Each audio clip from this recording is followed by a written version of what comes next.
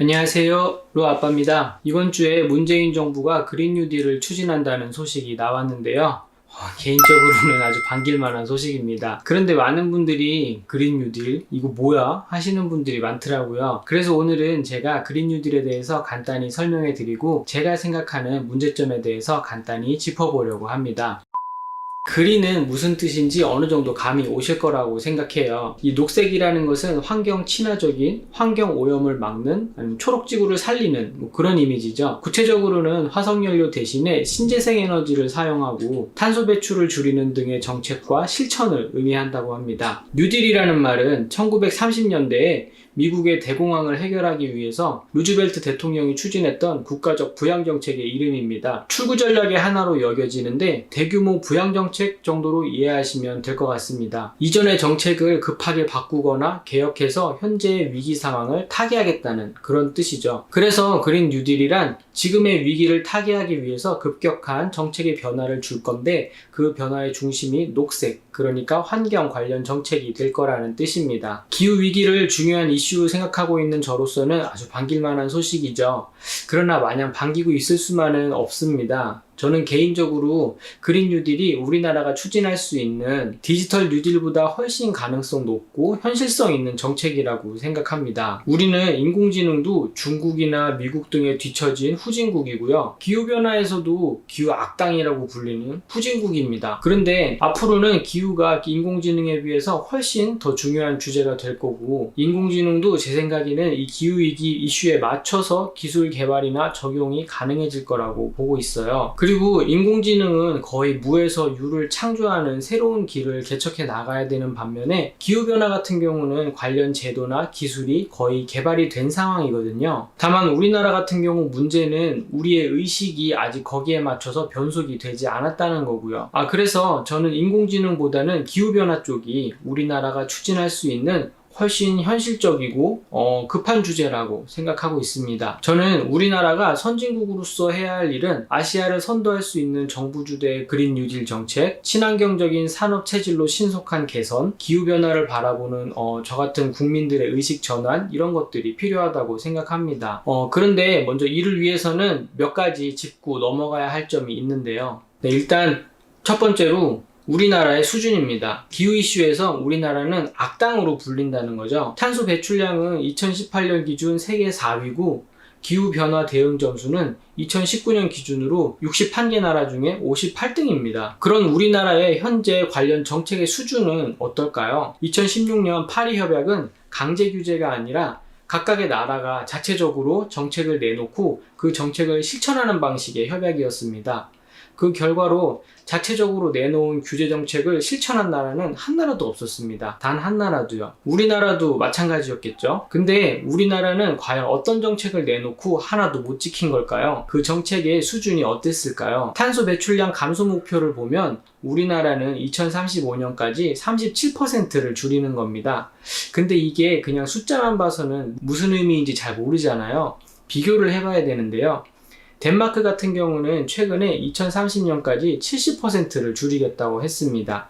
중국도 이게 진짜인지 아닌지는 알 길이 없지만 일단 60에서 65% 줄이겠다고 했고, 이유는 최소한 40%입니다. 그런데 사실 이거는 기준이 좀 각자 다르기 때문에 절대 비교가 약간 좀 애매합니다. 대신에 신재생 에너지 발전 비율을 보면 우리나라는 2030년까지 20%를 달성하겠다고 했습니다. 그러니까 2030년까지 기존에는 화석연료로 발전하는 거에서 20%를 이제 신재생 에너지, 태양에너지나 풍력에너지로 발전하겠다는 거죠. 그리고 2016년 기준으로 이게 2.8%였습니다. 일본은 15%고 중국은 24.5%? 미국도 14.7%, 영국은 33%였어요. 2016년에도 이 나라들이 이 정도 하고 있었는데 우리나라는 목표로 세운 게 2030년에 20%를 달성한다는 목표를 세운 겁니다. 게다가 지난 5월 첫째 주에 그린 뉴딜 국회 토론회가 열렸는데요. 기대와는 달리 그냥 개괄적인 내용만 정리하고 이제 시작이다, 그런 정도의 이제 느낌뿐이었다는 그런 이야기를 들었습니다. 각 정당별 정책을 봐도 국회 내에 들어와 있는 정당 중에는 정의당 외에는 그린 뉴딜을 밀고 있는 있는 정당이 없습니다. 정의당이 이번에 5석인가요? 보이스 파워로 봐서는 아직 좀 많이 모자란 느낌이죠. 민주당하고 미래통합당이 좀 분발해 주셨으면 좋겠습니다. 이 그린 뉴딜 용어 자체에 대한 문제인데, 제가 영상 첫머리에서 얘기한 것처럼 그린 뉴딜? 그게 뭐야? 이게 거의 첫 반응이거든요. 그리고 제가 뜻을 간단히 설명했지만 이것도 아마 제대로 이해하신 분 그렇게 많지 않으실 거예요. 한마디로 용어가 직관적이지 않으면 이해가 힘들고, 이해가 어려우면 관심을 안 가지게 됩니다. 그린 뉴딜 같은 경우는 그냥 영어를 한글로 옮긴 외국어잖아요. 뭐 이런 단어는 요즘 같은 때에 외국 사람하고 의사소통하는데 번역이 필요 없다는 뭐 경제성과 효율성은 있을지 몰라도 정작 우리 국민들 사이에서 의미를 이해하는데 직관성은 떨어지거든요. 손전화, 강냉이 튀기, 검은빛 보안경. 뭐 얼마나 직관적입니까? 그 말을 써본 적이 없는데도 무슨 말인지 몰라도 그 의미가 꽤 잘 전달되잖아요. 국민들을 이해시키고 설득시키는 게 정치잖아요. 다른 사람 이해시키는데 직관적인 용어 사용만큼 강력한 무기가 있습니까? 그린 뉴딜. 이게 뭐예요? 무슨 뜻인지도 모르고 무슨 말인지도 모르고, 국제적인 자리에서는 그린 뉴딜 용어를 그대로 쓰더라도 국내에서는 시민들의 이해와 관심, 나아가서 의식을 위해서는 용어가 직관적으로 좀 바뀌어야 되지 않을까요? 실제로도 영국에서는 그린 뉴딜이라는 말 대신에 녹색 산업혁명이라고 해요. 자기들이 산업혁명을 주도한 나라니까 이 말이 훨씬 더 국민들한테 직관적일 거고 자기네 자존심에도 도움이 된다는 생각인 것 같아요. 오히려 이게 더 낫지 않나요? 그린 뉴딜? 그 뉴딜이라는 단어만 봐도 전형적인 미국적인 용어입니다. 이거 1930년도에나 새로운 단어지.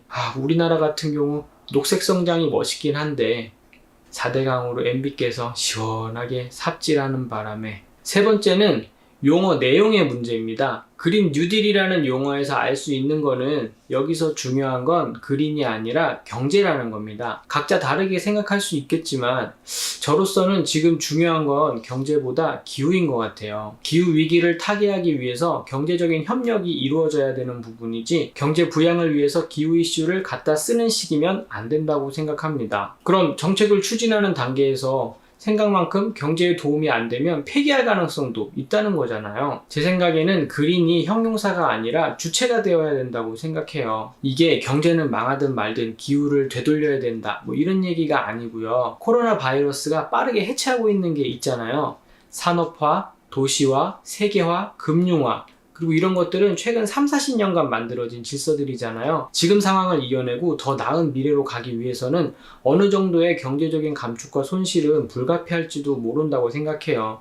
이 3, 40년 안에 만들어진, 이 짧은 시간에 만들어진 질서가 이 지구를 얼마나 파괴하고 있는지, 인간의 생존 자체를 위협하고 있는 질서라면 그 토대 위에서 만들어진 경제도 무너질 수 있다고 생각합니다. 그런데 이거 무너지면 안 된다고 떠받들고 있다가는 정작 제일 중요한 걸 놓칠 수도 있고요. 오히려 제 생각에는 실업자분들한테 지금의 재난지원금 같이 기본수당을 주면서 가계나 기업 경제의 붕괴를 막고 최대한 신속하게 친환경적인 산업 구조 변화가 이루어져야 된다고 생각합니다. 에너지 혁명이 아니라 에너지 전환이라고 말하는 거는 당장에 갈아엎는다는 말이 아니라 천천히 바꿔간다는 말인데, 저는 그 바꿈의 속도가 생각보다는 빨라야 된다는 의견입니다. 어쨌든 지금은 국가가 부양 정책으로 국민의 생존을 책임져줘야 하는 상황입니다.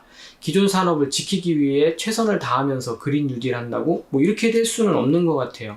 특히나 우리나라 같이 화석연료 비중이 큰 나라 같은 경우는요. 국가가 가계경제, 지역경제에 적극적으로 개입하면서 동시에 산업구조의 변화를 가져오는 그런 종류의 정책이 필요하다고 생각합니다. 이게 안 되면 경제적으로 빈곤 상태에 빠지는 동시에 기온 상승으로 인한 거주 불능 시대가 동시에 올 것 같아요. 네, 그래서 요약하자면 그린 뉴딜을 실현하기 위한 우리나라의 수준이 기술도, 고민도, 의식도 부족하다는 겁니다. 그래서 의식은 용어 전환부터, 고민은 국제사회의 정책을 연구하면서, 기술은 부양정책으로 해결하는 작업이 앞으로 필요하다고 생각해요. 기후위기는 오늘 내일의 일이 아니고 앞으로도 그럴 겁니다. 코로나 바이러스의 원인이 기후위기라면 앞으로는 더 많은 위기가 더 자주 우리에게 찾아올 겁니다. 인공지능은 기술 개발이 굉장히 어려운 반면에 그린 뉴딜의 경우에는 필요한 기술들이 이미 개발되었거나 그렇게 어렵지 않은 기술들이잖아요. 우리는 생산성이나 새로운 기술에 매달릴 게 아니라 정책적으로 그리고 실천적으로 보여주는 데 집중할 수 있다고 생각해요. 지금 이 위기를 타개할 수 있는 국제적인 정책하고 우리 국민의 공동체성을 살린 실천력으로 코로나 이후의 시대에서 전 지구적인 그린 뉴딜을 주도할 수 있는 선진국의 위치에 설 수 있다고 생각합니다. 물론 목표는 우리나라가 선진국이 되고 세계 의견을 주도하는 게 아니라 기후 위기를 이겨내는 거죠. 그런데 이전처럼 각 나라가 경쟁하다가 다 함께 망합니다. 우리가 경험하고 있잖아요. 일상을 사는 것이 얼마나 행복했는지. 근데 몇 년 지나지 않아서 숨 쉬는 게 얼마나 행복했는지가 될지도 모릅니다. 정부가 그린 뉴딜에 대한 관심을 넘어서 코로나 위기를 이겨낼 정책의 하나로 그린 뉴딜을 선택했다는 것은 고무적입니다. 그러나 현실적으로 아직 넘어야 할 산이 많다는 걸 우리가 알 필요가 있는 것 같아요. 저도 전문가도 아니고 그냥 관심 많고 관련 뉴스나 책 좀 들여다보는 그냥 애기 아빠에 불과합니다. 그런데 제 부족한 영상이 지금의 위기의식을 공유하는데 조금이나마 도움이 됐으면 좋겠어요. 그럼 우리 제발 더 나은 미래에서 만나요. 안녕.